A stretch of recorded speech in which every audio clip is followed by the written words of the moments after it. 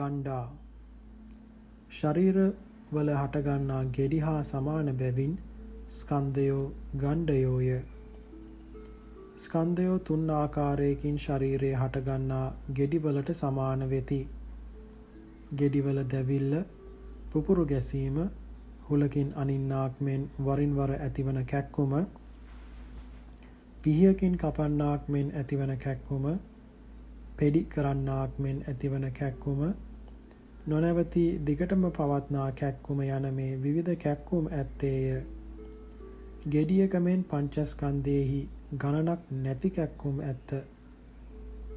උපනූපන් සංස්කාර එතනම සැනකින් බිඳි බිඳි අභාවයට පත්වන්නා ආකාරය සේම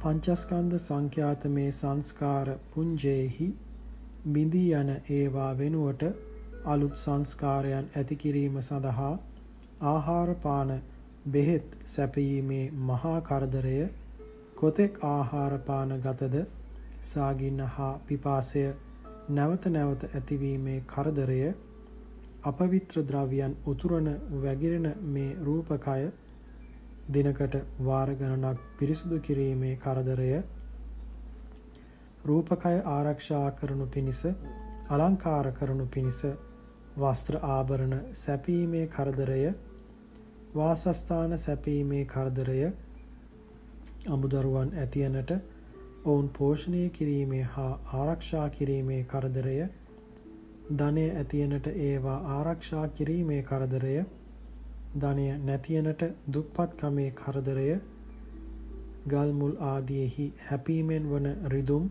වැටීමෙන් වන රිදුම්, සොර සතුරන්ගෙන් පහර ලැබීමෙන් වන රිදුම්, දියේ ගිලීමෙන් ගින්නෙන් දැවීමෙන් වන රිදුම්, උකුණු මකුණු ආදී කුඩා සතුන් කෑමෙන් වන රිදුම්, බලු හිවල් ආදී සැපීමෙන් වන රිදුම්, සර්පයන් දෂ්ට කිරීමෙන් වන රිදුම්, මාර්ගානතුරු භූමිකම්පා, ජලගැලීම්, අකුණු වැදීම් ආදියෙන් වන රිදුම්, වුවමනාදය ලබාගත නොහැකි වීම, තිබූ දෙය නැතිවීම, බලාපොරොත්තු ඉටු නොවීම, අමුදරුවන් අකීකරු වීම, ගෝලයන් අකීකරු වීම, නින්දා ලැබීම, නඩුහබවලට අසුවීම, අවමන් ලැබීම, අමුදරුවන් රෝගාවතුර වීම, ඔවුන් මරණයට පත්වීම, නෑයන් මිතුරන් මරණයට පත්වීම යනාදී නොයෙක් කරුණු වලින් වන සිත් රිදුම්ද පංචස්කන්ධයෙහි ඇති බැවින් ඒ පංචස්කන්ධය භයානක ගෙඩියකි. මතුවී ඒමය, පැසවීමය, පුපුරා යාමයයි ගෙඩියකට අවස්ථා 3ක් ඇත. සංස්කාරයන්ටද හට ගැනීම, දිරීම, බිඳී යාම, අතුරුදහන් වීම වැනි අවස්ථා ඇත. ඒ කරුණෙන්ද ස්කන්ධ පංචකය ගෙඩියක් යැයි සැලකිය යුතුය. ගෙඩි වලින් කුණු ලේ කුණු සැරව ගලයි. පංචස්කන්ධයේහිද චක්කු සෝත ద్వාර, ගාන ద్వාර, ජීවහා ద్వාර, කාය ద్వාර, මනෝ ద్వාර කියා කෙලෙස් නැමැති අපවිත්‍ර දෑ ගලන සිදුරු 6ක් ඇත. හොඳට ඇඳ පැළඳ සිටින පුද්ගලයෙකු හෝ හොඳ ගෙඩියක් හෝ වත්තක්, කුඹුරක් හෝ රතයක් හෝ ඉන්ද්‍රිය සංවරයක් නැති පුද්ගලයෙකුගේ ඇසට හමු වූ කල්හි ඔහුගේ චක්ෂුෂ නැමැති සිදුරෙන් ලෝභ ආදී ක්ලේශයෝ ගලා යති.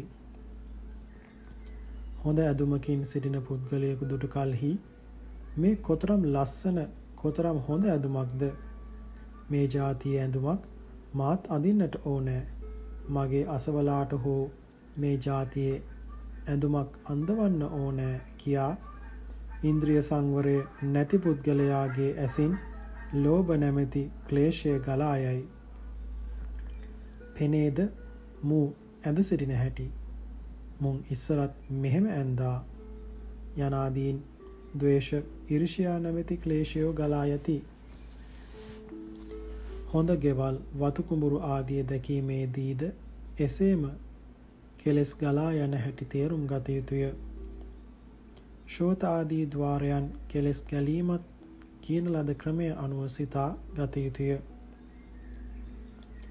කෙලෙස් නැමැති අපවිත්‍ර දෙය ගලන තැනක් වන බැවින් පංචස්කන්ධය පැසුණු ගෙඩියකි.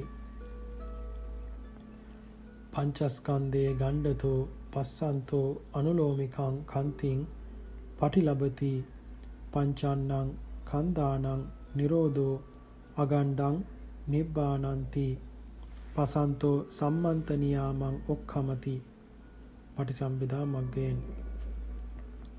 තේරුම ස්කන්ධයෝ පහ ගෙඩි ලෙස දක්නා යෝගාවචර තෙමේ ලෝකෝත්තර මාර්ගය ලැබීමට අනුරූප විදර්ශනා ඥානය ලබයි. පස් දෙනෙකුන් වූ ස්කන්ධයන්ගේ අනුපාද නිරෝධය ගෙඩියක් නොවන නිවනයයි දක්නා තැනැත්තේ ලෝකෝත්තර මාර්ගයට පැමිණේ. 5. සල්ලා ස්කන්ධයෝ ශරීරයට ඇතුළු වී ඇති ගලවා දැමීමට දුෂ්කර හුල්ය. ශරීරයට ඊයක් බඳු හුලක් ඇතුළුව ඇත්තේ නම් ඒ හුල ඉවසීමට දුෂ්කර ඊතා නපුරු රිදුමක් නිරන්තරයෙන්ම ඇති කරන්නේය. එය ගලවන්නට තැත් කළහොත් වඩාත් දරුණු රිදුමක් ඇති වෙයි. එබැවින් හුල ගලවා දැමීමත් අති දුෂ්කරය. ඇති වූ සැටියේම අතරක් නැවතීමක් නැතිව දිරා බිඳී යන නාම රූපයෝ ඒවා මමය කියාද මාගේ කියාද සලකන්නවුන්ට සංස්කාර දුක, විපරිණාම දුක, දුක්ඛ දුක්ඛ යන තෙවදෑරුම් දුකින් ශරීරයට පිවිස ඇති හුලකින් මෙන් නිරතුරුවම රිදුම් ඇති කරන්නාහ. එබැවින් ස්කන්ධයෝ හුල් වැනි වෙති. නිතර රිදවනවාය කියා ඒ පංචස්කන්ධය ඉවත කළ හැක්කේද නොවේ. එබැවින් පංචස්කන්ධය ශරීරයට පිවිස ඇති ගලවා දැමිය නොහෙන හුලක් යයි කියනු ලැබේ. පංචස්කන්ධයට අයත් ධර්මයන් අතුරෙන් අභ්‍යන්තරයේහි සිට ඊතා දරුණු අන්දමින් රිදවන්නෝ රාග ආදී ක්ලේශයෝය. ඒවා පංචස්කන්ධයෙන් සංස්කාර ස්කන්ධයට අයත්ය. ඒවාද ඊතා දරුණු අන්දමින් රිදවන ධර්මය බලවත් ලෝභය හෙවත් රාගයයි. බලවත් රාගය ඇති වූ කල්හි එයින් වන පීඩනය රිදුම නිසා ඇතැමුන්ගේ ශරීර ඊතා දුබල වෙයි. ඇතැම්හු රෝගී වෙති. ඇතැම්හු උම්මත්තක වෙති. ඉවසිය නොහැකි වීමෙන් ඇතැම්හු දිවි නසා ගනිති.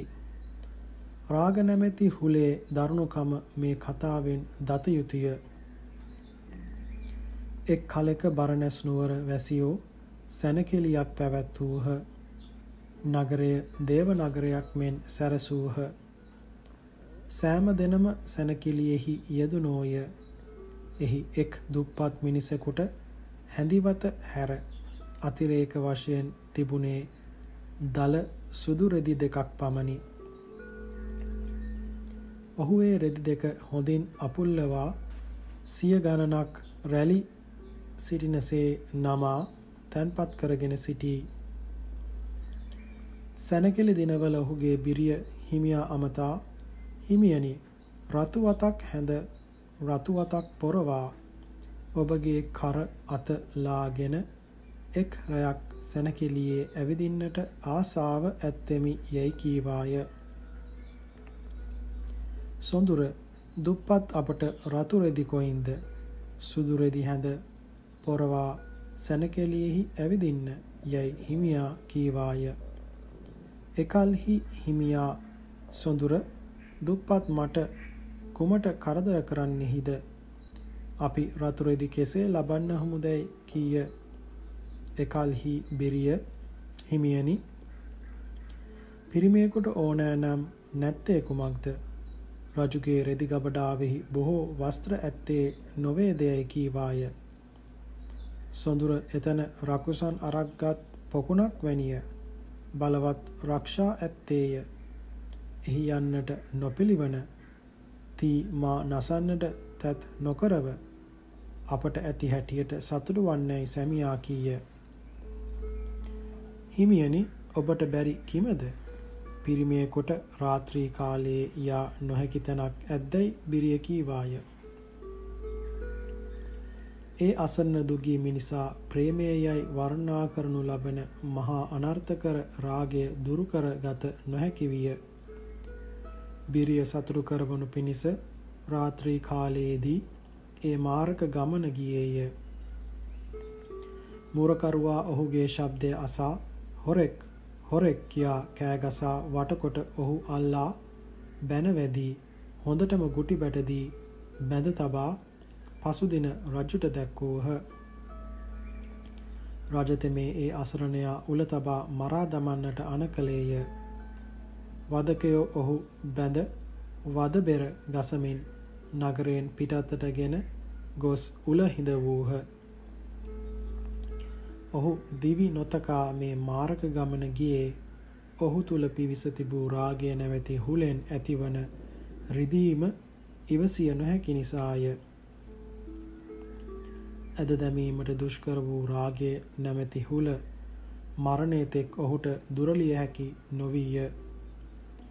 හුල තබා සිටි ඒ අසරණයාගේ ඇස්වලට කපුටෝ කොටන්නට වූහ. එකල්හි ඒ පුරුෂතෙමේ මට මේ උලෙහි ඇමිනී සිටීමත් දුකක් නොවේ. කපුටා ඇසට කෙටීමත් දුකක් නොවේ. අනේ මට ඇති දුක නම් ප්‍රියාවට රතුරෙදි හඳවගෙන ඇය හා සැනකෙළියේ ඇවිදින්නට නොලැබීමයයි විලාප කියමින් මැරී අපායෙහි උපන්නේය. මේ ජාතක කතාපුතේ කතාවකි. රාග නැමැති හුලේ නපුර දැක්වෙන මෙවැනි බොහෝ කතා බෞද්ධ සාහිත්‍යයෙහි දක්නට ඇත. ද්වේෂයත් නපුරු හුලකි. ද්වේෂය නැමැති හුල ලැහි හැනී සිටින කල්හි එයින් වන රිදුමත් බරපතලය. ඇතැම් දරුවන් මාපියන් හා තරහ වී ගම හැර පලා යයි දිවි නසා ගනී. බිරියන් හා තරහ වී සැමියන් දිවි නසා ගනී. ද්වේෂ නැමැති උලෙන් කරන රිදවීම ඉවසිය නොහැකි වීමෙන් එසේ වෙයි. රාග ද්වේෂ දෙකින් අන්‍ය ක්ලේශයන්ගේද හුලකින් මෙන් රිදීම ඇති කරයි. ඒවායේ රිදවීම ගැනද යෝගාවචරයෝ කල්පනා කෙරෙත්වා. ග්‍රන්ථය මහත් වන බැවින් මෙහි විස්තර නොකරමු. පංචක්ඛන්දේ සල්ලතෝ පස්සන්තෝ අනුලෝමිකං කන්තිං පටිලබති පංචන්නං කන්දානං නිරෝධෝ විසල්ලං නිබ්බානන්ති පස්සන්තෝ සම්මන්තනියාමං ඔක්ඛමති. පටිසම්භිදා වග්ග. පංචස්කන්ධයන් ශරීරයට කාවැදී ඇති උලක් වශයෙන් දක්නා යෝගාවචර තෙමේ ලෝකෝත්තර මාර්ගයට අනුකූල විදර්ශනා ඥානය ලබයි. පංචස්කන්ධයන්ගේ නිරෝධය උල වලින් තොර වූ නිවනයයි දක්නා යෝගාවචර තෙමේ ලෝකෝත්තර මාර්ගයට පැමිණෙයි. 6. ආගා ස්කන්ධයෝ පාපයෝය. පාපය සෑම නපුරක්ම සෑම දුකක්ම සිදු කරන බැවින් බුද්ධ ආදී ආර්යයන් විසින් පිළිකුල් කරන ලද්දකි. නින්දා කරන ලද්දකි. දුරු කරන ලද්දකි. පාපයසේම ස්කන්ධයෝද බුද්ධාදී ආර්යයන් විසින් ගර්හා කරන ලදී. රූපම් භික්ඛවේ ආදිත්තං වේදනා ආදිත්තා සංඥා ආදිත්තා සංඛාරා ආදිත්තා විඥානං ආදිත්තං. මහණෙනි, රූපය ගිනි ඇවිල ගත්තක, වේදනාව ගිනි ඇවිල ගත්තක, සංඥාව ගිනි ඇවිල ගත්තක, සංස්කාරයෝ ගිනි ඇවිල ගත්තෝය.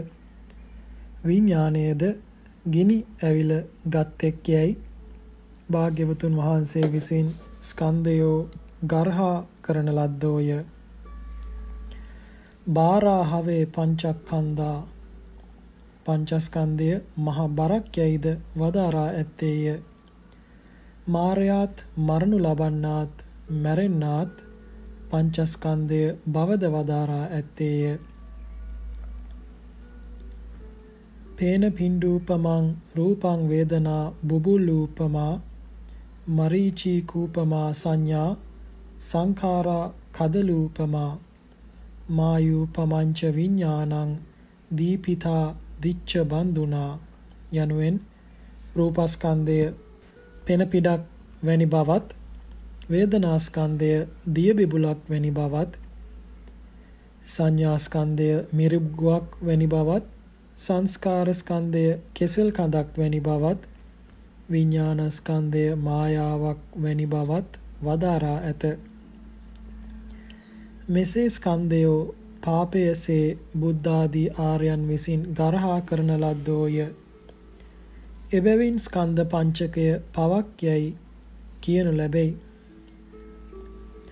සොර සතුරන්ගෙන් පහර ලැබීම, නොකල වරදවලට අසුවීම, හිරගෙවල් වලට වැටීම, අපායට වැටීම ආදී යම් නපුරක් අවඩක් ඇත්තේ නම් ඒ සියල්ලම ඇත්තේ පංචස්කන්ධයක් ඇති නිසාය. පංචස්කන්ධයක් නැතහොත් කිසි නපුරක් කිසි අවඩක් වන්නේ නැත.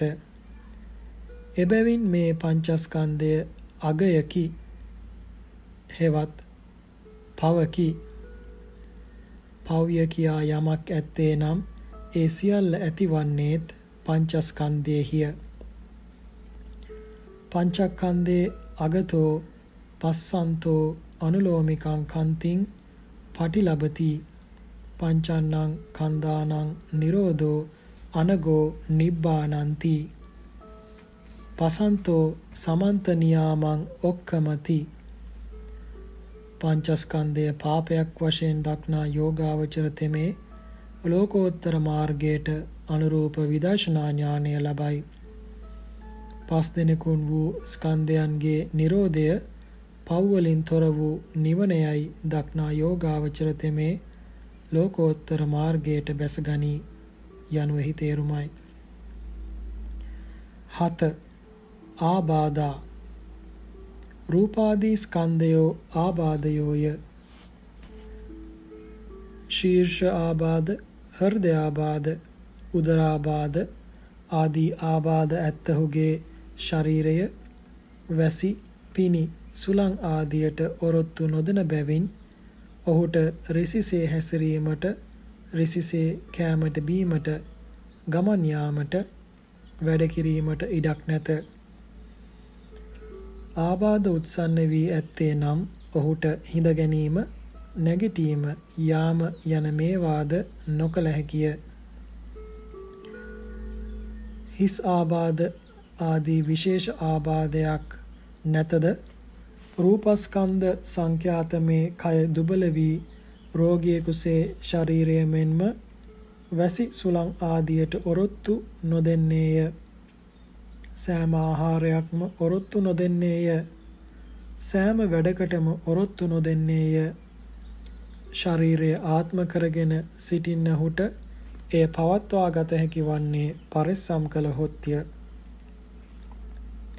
ශරීරය පරිස්සම් කිරීමේ කරදරය එය ආත්මය කරගෙන සිටින්නහුට සෑම කල්හිම ඇත්තේය. එබැවින් රූපස්කන්ධය ආබාධයකි. මේ රූපස්කන්ධය අනුන් විසින් නැගිටවන, ගමන් කරවන, කවන, පොවන රෝගියෙකුගේ ශරීරය සේම අති දුබලය. එයට නැගී ගිය හැකි, යා හැකි ශක්තියක් නැත. ශරීරය ක්‍රියා කරන්නේ ආහාරයේ බලයෙනි. ආහාර නොලදහොත් ශරීරය මහා රෝගියකි. පණ ගැන්වීම සඳහා රූපස්කන්ධයට ආහාර සැපීමේ කරදරය සෑම කල්හි ඇත. එය රූපස්කන්ධය නිසා ඇති ඉමහත් පීඩාවය. නිරන්තරයෙන් පීඩා කරන බැවින් රූපස්කන්ධය මහා ආබාධයකි.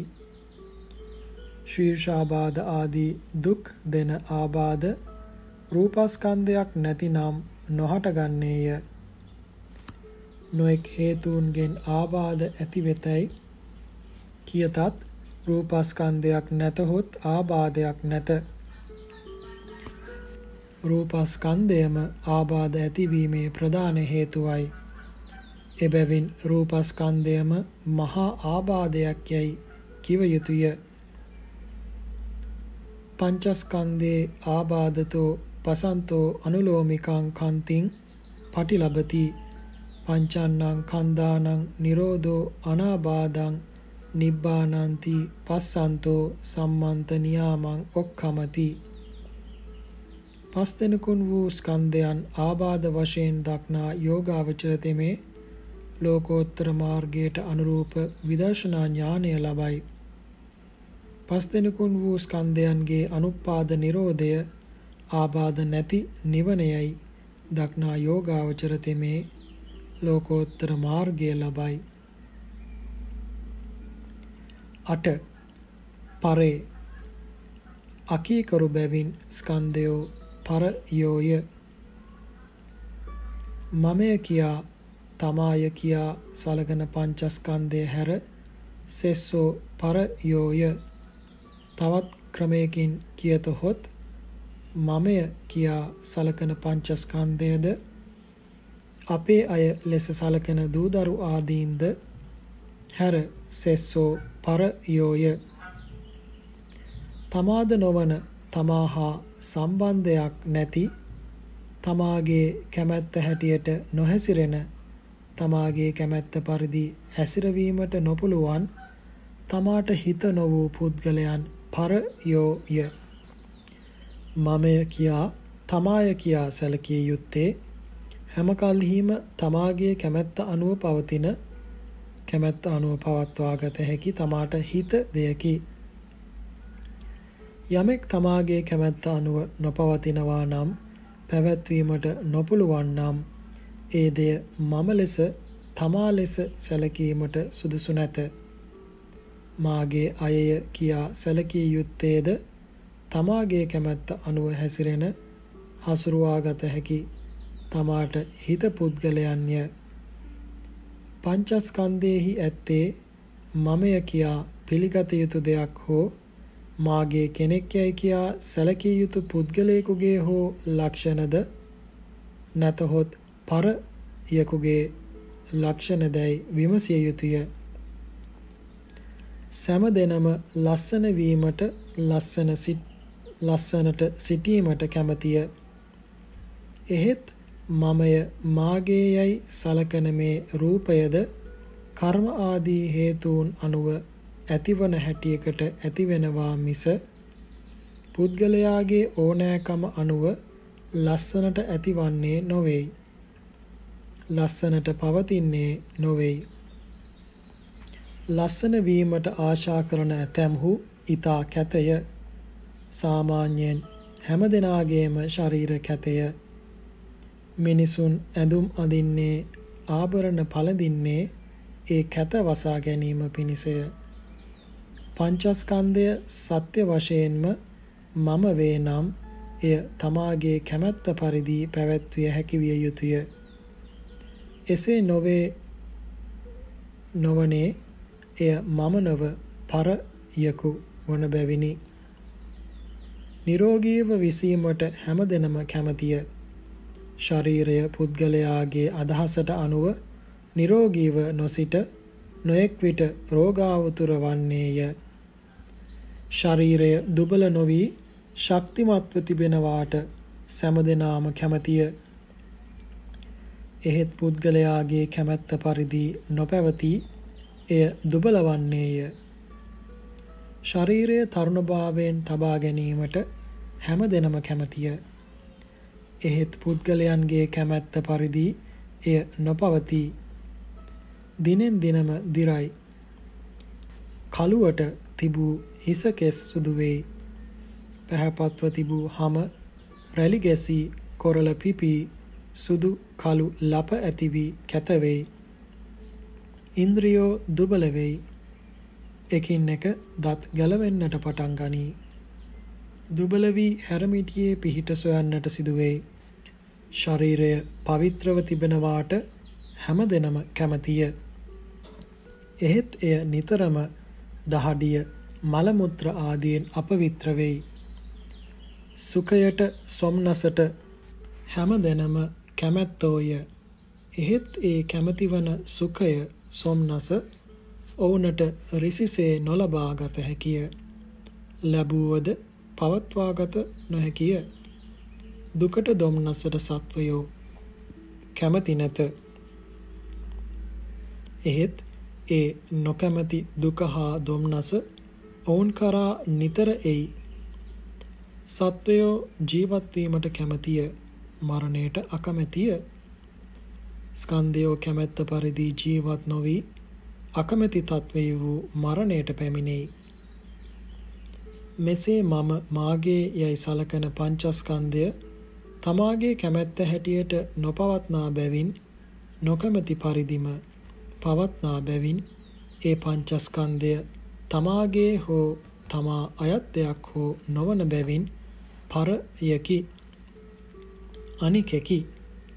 මමය මාගේ යයි සලකන මේ පංචස්කන්ධය සත්වයාට සැපයක් වාසියක් ඇති කර දෙන තමන්ගේ එකක් නොවෙයි, මිතුරෙක් නොවෙයි. සැපය උවමනා නම් එය මහන්සි වී ලබාගත යුතුය. පංචස්කන්ධයෙන් නිකම්ම සැපයක් නැග එන්නේ නොවෙයි. පංචස්කන්ධය විශේෂයෙන් රූපස්කන්ධය සත්වයන්ට දුක් කරදර ඇති කරන හතුරෙකි. සත්වයා හට රූපස්කන්ධයෙන් නිතරම ඇති කර දෙන්නේ දුකය, රිදුමිය. නිකම්ම ඉන්නා කල්හි හිසෙහි රිදුම් ඇතිවේ. කන්, දත්, තොල්, විදුරු මස්වල රිදුම් ඇතිවෙයි. උගුරෙහි, පපුවෙහි, බඩෙහි, තුනටියෙහි, පිටෙහි, කසල මගෙහි, අණ්ඩකෝෂයෙහි රිදුම් ඇතිවෙයි. නොඑක් තැන්වල ඇටමස්නහරවල රිදුම් ඇතිවෙයි. බඩගිනි වේදනා, පිපාස ආදී වේදනා ඇතිවෙයි. නොඑක් කරුණුවලින් අපමණ දෝමනස්ස වේදනා ඇතිවෙයි. මේ සියල්ල සත්වයනට පංචස්කන්ධයෙන් ඇති කර දෙන දුක් වේදනාය. මේ දුක් වළක්වා ගැනීම සඳහාත් ශරීරය පවත්වා ගැනීම සඳහාත් ආහාර පාන බෙහෙත් සැපයීමට බොහෝ වෙහෙසිය යුතුය. වස්ත්‍ර සැපයීමට බොහෝ වෙහෙසිය යුතුය. ගෙවල් තනා ගැනීමට බොහෝ වෙහෙසිය යුතුය. අමුදරුවන් පෝෂණය කිරීම සඳහා බොහෝ වෙහෙසිය යුතුය. ඒ කරදර සියල්ල ඇති කර දෙන්නේත් පංචස්කන්ධයයි. කරුණු මෙසේ හේයින් ස්කන්ධයෝ තමා හෝ තමාගේ අය නොවන පරයෝ යයි දත යුතුය. පංචස්කන්ධේ පරතෝ පස්සන්තෝ අනුලෝමිකං කන්තිං පටිලබති. පංචන්නං කන්දානං නිරෝධෝ අපරපච්චයං නිබ්බානන්ති. පසන්තෝ සම්මත්ත නියාමං ඔක්කමති. පස් දෙනකුන් වූ ස්කන්ධයන් පරයන් වශයෙන් දක්නා යෝගාවචර තෙමේ ලෝකෝත්තර මාර්ගයට අනුකූල විදර්ශනා ඥානය ලබයි. පස් දෙනකුන් වූ ස්කන්ධයන්ගේ අනුපාද නිරෝධය පර ප්‍රත්‍ය රහිත නිර්වාණය යයි දක්නා යෝගාවචර තෙමේ ලෝකෝත්තර මාර්ගයට බැසගනී. 9. පලෝකා. ස්කන්ධයෝ කොටසින් කොටස විනාශ වන ස්වභාවය ඇත්තෝය.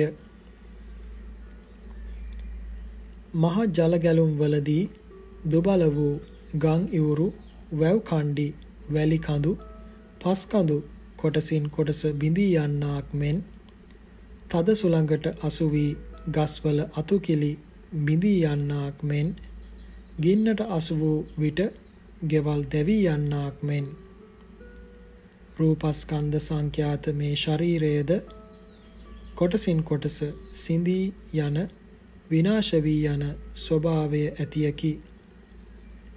නොඑක් අනතුරු වලින් ශරීරයේ ඇස්, කන්, නැති වී යයි. ගණ්ඩ කුෂ්ඨ ආදී රෝගවලින් සම් මස් ලේ නැති වී යයි. වැටීම් පහර වැදීම් වලින් ඇට සිඳී යයි. කන් නාස් සිඳෙයි. ඇඟිලි අත්පා සිඳෙයි. ශරීරය කොටස් වශයෙන් තැලී පොඩි වී යයි. ගින්නෙන් දැවී යයි. ආයුධ වලින් කැපී යයි. ජරාවෙන් ලේමස් නැති වී යයි. සිංහ ව්‍යාග්‍ර ආදී සතුන් විසින් කනු ලැබීමෙන්ද කොටසින් කොටස ශරීරය සිඳි සිඳී විනාශ වෙයි. මරණයෙන් සම්පූර්ණ පංචස්කන්ධය විනාශ වෙයි. නාමස්කන්ධයේ කොටස් වශයෙන් විනාශ වීම අප්‍රකටය. සොම්නසින් වෙසෙන්නහුගේ ඒ සොම්නස ශෝකයට බියට කරුණක් ඇතිවීමෙන් නැති වෙයි. දොම්නස සොම්නසට හේතු ලැබීමෙන් නැති වී යයි. උපේක්ෂාව සොම්නස් දොම්නස් හේතුන්ගෙන් නැති වෙයි. මෙසේ වේදනා ආදී නාමස්කන්ධයන්ගේ නැතිවීම සිඳී යාමද සැලකිය යුතුය.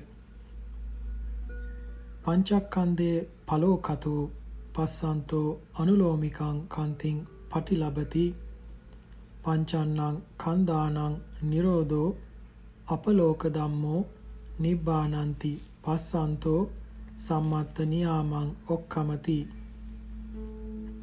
ස්කන්ධයන් කොටස් වශයෙන් නැසෙන සිඳෙන ධර්මයන් සේ දක්නා යෝගාවචර තෙමේ ලෝකෝත්තර මාර්ගයට අනුකූල විදර්ශනා ඥානය ලබයි. පස් දෙනෙකුන් වූ ස්කන්ධයන්ගේ අනුපාද නිරෝධය වූ විනාශය නොවන ස්වභාවය නිවනයයි දක්නා යෝගාවචර තෙමේ ලෝකෝත්තර මාර්ගයට බැසගනී. 10. ඊති ස්කන්ධයෝ මහත් වූ ව්‍යසනයෝය. ලෝකේහි ඥාති ව්‍යසන ආදී අනේක ප්‍රකාර ව්‍යසන ඇත්තේය. ඒවායින් සත්වයනට මහත් චිත්ත සන්තාපයක් ඇතිවෙයි. දරුවනට මාපියන්ගේ මරණ වලින් මහත් ශෝක අග්නියක් ඇතිවෙයි. හිමියනට බිරියන්ගේ මරණයෙන්ද බිරියන්ට හිමියන්ගේ මරණයෙන්ද මාපියන්ට දරුවන්ගේ මරණයෙන්ද සහෝදරයන්ට සහෝදරයන්ගේ මරණයෙන්ද නෑයන්ට නෑයන්ගේ මරණයෙන්ද මිතුරන්ගෙන් මිතුරන්ගෙන් මරණයෙන්ද මහත් චිත්ත සන්තාපයක් දොම්නසක් ඇතිවෙයි. ව්‍යසනයන්ගෙන් ඇතිවන බලවත් චිත්ත සන්තාපයෙන් ඇතැම්හු රෝගී වෙයි, උමතු වෙයි, ඇතැම්හු වියලී මිය යති. සමහරුන්ට සමහර විට පටාචාරාවට මෙන් එක විට බොහෝ ව්‍යසනද ඇතිවෙයි. එබඳු අවස්ථාවක් පැමිණි කල්හි පංචස්කන්ධයට ඔරොත්තු නොදෙන තරමේ මහත් ගින්නක් ඇතිවෙයි. විශාල වියදමකින් මහත් වෙහෙසකින් තනා තිබූ ගෙවල් විනාශ වෙයි. වවාගෙන සිටි කෙත්වතු විනාශ වෙයි. රැස් කර තිබූ ධනය විනාශ වෙයි. ඒවායින්ද සත්වයනට ඉමහත් චිත්ත සන්තාපයක් ඇතිවෙයි. පංචස්කන්ධය නැතිනම් විනාශ වන්නට මාපියෝද නැත. සැමියෝ, බිරියෝ, සහෝදරයෝ, නෑ මිතුරෝ, ගෙවල්, කෙත්වතු ආදී දේවල් කිසිවක් නැත. එබැවින් පංචස්කන්ධය නැති කල්හි ඥාති ව්‍යසන ආදී ව්‍යසනද නැත. පංචස්කන්ධය ඇතහොත් ව්‍යසන ඇත. ව්‍යසනයෙන් මිදුණු පංචස්කන්ධයක් නැත. පංචස්කන්ධයක් තිබීමම ව්‍යසන වලට හේතුවයි. එබැවින් පංචස්කන්ධයම මහත් වූ ව්‍යසනයක් යයි කියනු ලැබේ. පංචස්කන්ධේ ඊතීතෝ පස්සන්තෝ අනුලෝමිකං කන්තිං පටිලබති පංචන්නං කන්දානං නිරෝධෝ අනීතිකං නිබ්බානන්ති පස්සන්තෝ සම්මත්ත නියාමං ඔක්කමති. පංචස්කන්ධය ව්‍යසනයන් ලෙස දක්නා යෝගාවචර තෙමේ ලෝකෝත්තර මාර්ගයට අනුරූප විදර්ශනා ඥානය ලබයි. පස් දෙනෙකුන් වූ ස්කන්ධයන්ගේ අනුපාද නිරෝධය වූ ව්‍යසන නැති බව නිවනයයි දක්නා යෝගාවචර තෙමේ ලෝකෝත්තර මාර්ගයට බැසගනී. 11. උපද්දවා ස්කන්ධයෝ උපද්‍රවයෝය. කලින් කිසි ලකුණකුදු නොතිබී හිටි හැටියේම හදිසියේ එළබෙන්නා වූ විපත්තීහු උපද්‍රවයෝය. අකුණු වැදීම, ගං වතුර ගැලීම, විදුලි සැර වැදීම, මුහුද ගොඩ ගැලීම, පොළොව සෙලවීම, ගිනි කඳු පිපිරීම, තද හුලං හැමීම, නැව් ගෙලීම, අහස් යානා බිඳ වැටීම, ගහින් වැටීම, ගස් කඩා වැටීම, රිය අනතුරු, රිය පෙරලීම, සොර සතුරන් පැමිණ පහර දීම්, ගෙවල් ගිනි ගැනීම, දියේ වැටීම, අමනුෂ්‍යයන් පීඩා කිරීම, බෝම්බ වැටීම, සර්පයන් දෂ්ට කිරීම, නපුරු සතුන් අනතුරු කිරීම යනාදීහු උපද්‍රවයෝය. මේ උවදුරු ඇත්තේ පංචස්කන්ධයක් ඇති නිසාය. පංචස්කන්ධයක් නැතිනම් ජලය ගැලුවද, ගිනි ඇවිලුනද, අකුණු පහත් වුවද ඒවා උපද්‍රව නොවේයි. උපද්‍රවයන් පංචස්කන්ධය නිසාම ඇතියක් බැවින් පංචස්කන්ධයම උපද්‍රවයන්සේ සැලකිය යුතුය. පංචස්කන්ධයේ උපද්දවතෝ පස්සන්තෝ අනුලෝමිකං කන්තිං පටිලබති පංචන්නං කන්දානං නිරෝධෝ අනුපද්දවං නිබ්බානන්ති පස්සන්තෝ සම්මන්ත නියාමං ඔක්කමති. පංචස්කන්ධයන් උපද්‍රවයන් වශයෙන් දක්නා යෝගාවචර තෙමේ ලෝකෝත්තර මාර්ගයට අනුකූල වූ විදර්ශනා ඥානය ලබයි. පස් දෙනෙකුන් වූ ස්කන්ධයන්ගේ නිරෝධය උපද්‍රව නැති නිවනයයි දක්නා යෝගාවචර තෙමේ ලෝකෝත්තර මාර්ගයට බැසගනී. 12. බය ස්කන්ධයෝ බය යෝය. බය යනු ඇතැම් කරුණු වලින් හටගන්නා වූ චිත්ත පීඩාවකි. එය ඉමහත් දුකකි. එය ගින්නක් වැනිය. බය ඇති වූ කල්හි ගින්නකින් දැවෙන්නාක් මෙන් ශරීරයේ ඇතුළ දැවෙයි. උගුරකට වියලෙයි. ඇඟ වෙවුලයි. දහඩිය ගලයි. මහත් බයක් ඇති වූ කල්හි මල මුත්‍ර පහ වෙයි. සිහි නැති වෙයි. රෝගාවතුර වෙයි. සමහර විට මරණයද වෙයි. මේ බය සාමාන්‍ය ජනයාට තබා රාජාදී මහා බලවතුන්ටද නොයෙක් විට ඇති වෙයි. චූලනී බ්‍රහ්මදත්ත රජුගේ සේනාව පැමිණ වටකරගත් කල්හි වේදේහ රජු ඔහුගේ බිය මහෝෂධ පඬිතුමා ඉදිරියේ මෙසේ පවසා ඇත්තේය.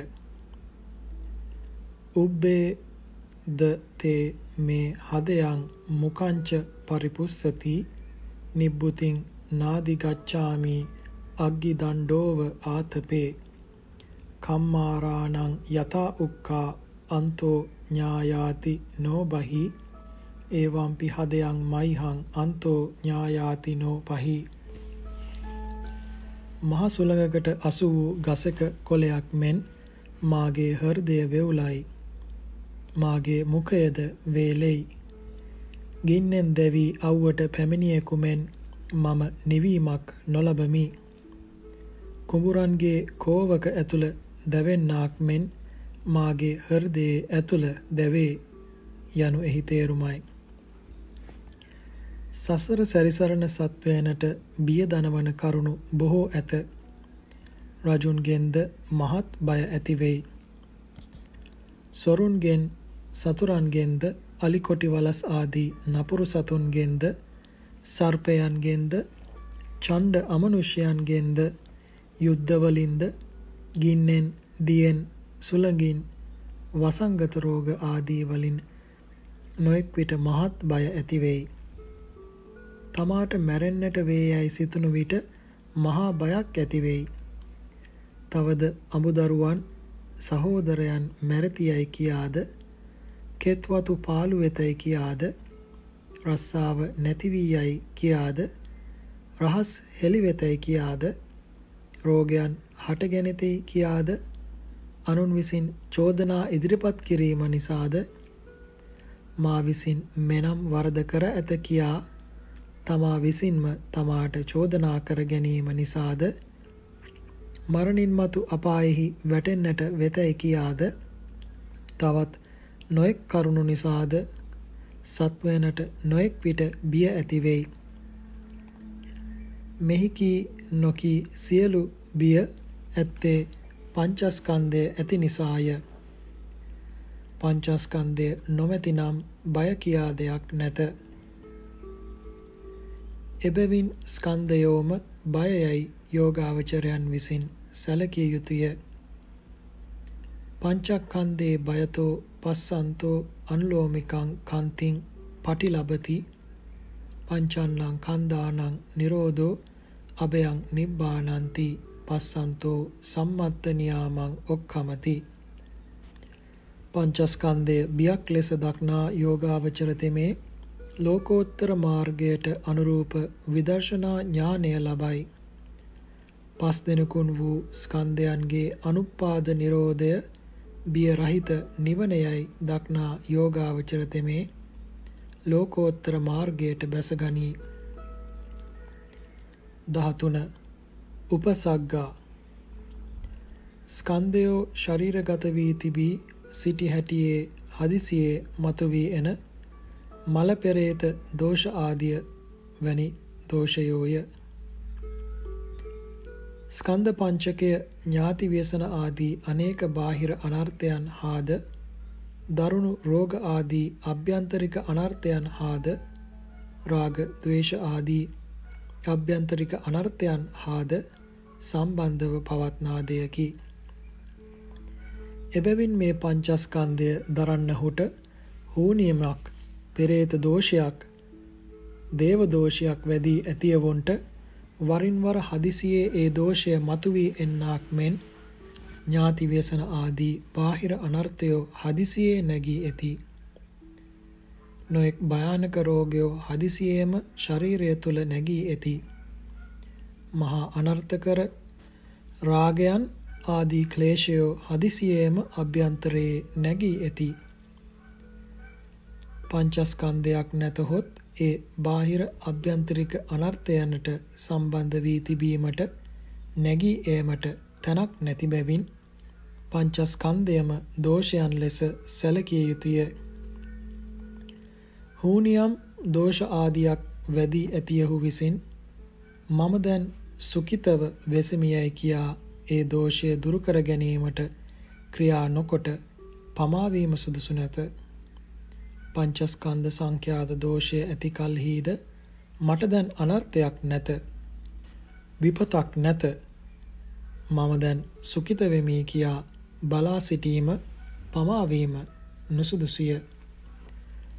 පංචස්කන්ධ සංඛ්‍යාත දෝෂයෙන් මිදී පංචස්කන්ධය හැර නිවන් ලබනු සඳහා වහාම ක්‍රියා ආරම්භ කළ යුතුය. මොහොතකදු බලා සිටීම නුසුදුසුය. එබැවින් පංචස්කන්ධය උපසර්ගයකි.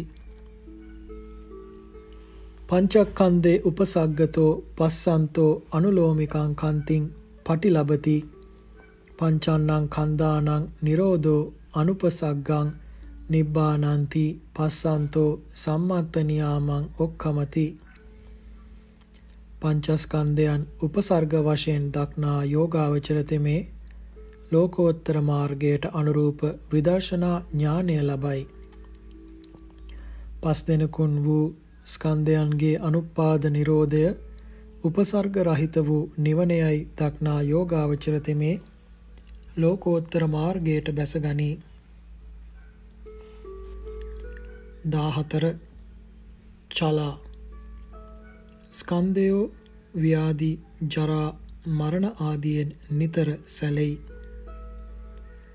නිරෝගී පුද්ගලයාගේ ස්කන්ධයෝ රෝගයෙන් වෙනස් වෙයි. තරුණයාගේ ස්කන්ධයෝ ජරාවෙන් වෙනස් වෙයි. ජීවත් වන්නහුගේ ස්කන්ධයෝ මරණයෙන් වෙනස් වෙයි.